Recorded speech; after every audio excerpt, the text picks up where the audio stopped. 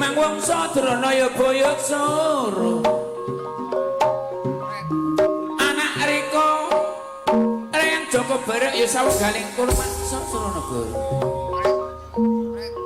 Rayang arep nyodor gendera Tunggul Yuda sing ana sak ndukuring kitiran wanara galak yo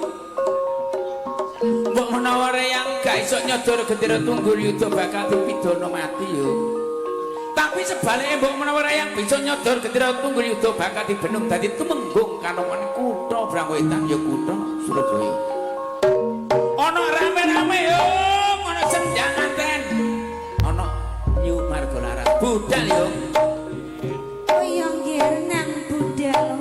Hati-hati ya, Le.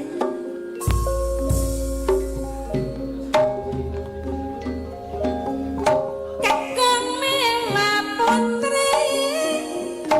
Seni Margolaras saking gondang kesapuan Bapak Rama Kabu Jaya Jami Wetan Kisaman Tindolyo Sun Pambagya Ciraharaja kang tumuju sagung pramiyarsa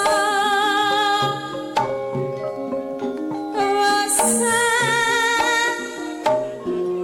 nengato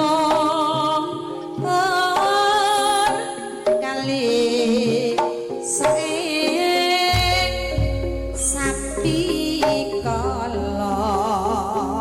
Kakang Miwa Putri warga Nyumarga laras saking Banjar Gondang Lulu Lamongan kasepuhan Bapak Ratno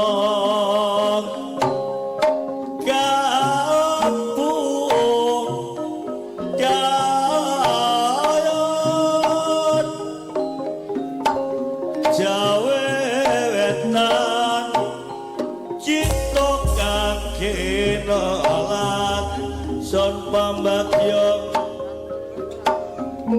Pamuk Ciraharaja kang tumuju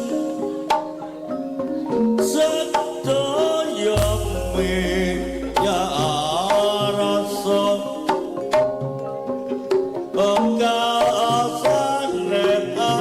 atora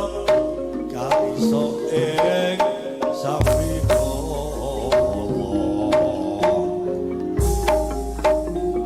Gendas lumas sak solahe pinuju nyan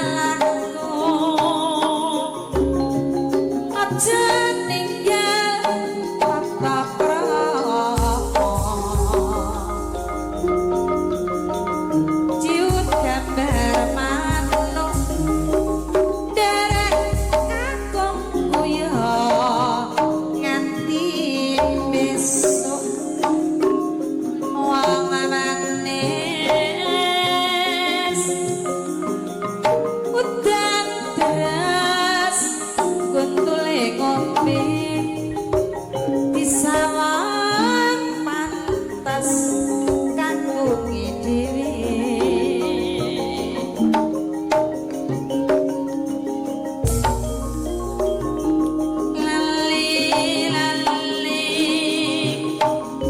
wong tresna ra bisa lali pilih gede apa Juganku gede malu-malu nang ati dadi marang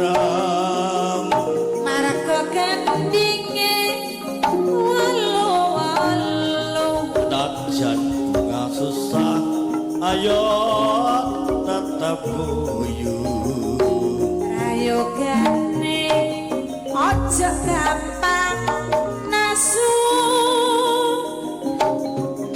lamun nafsu tumrap awak dadi koro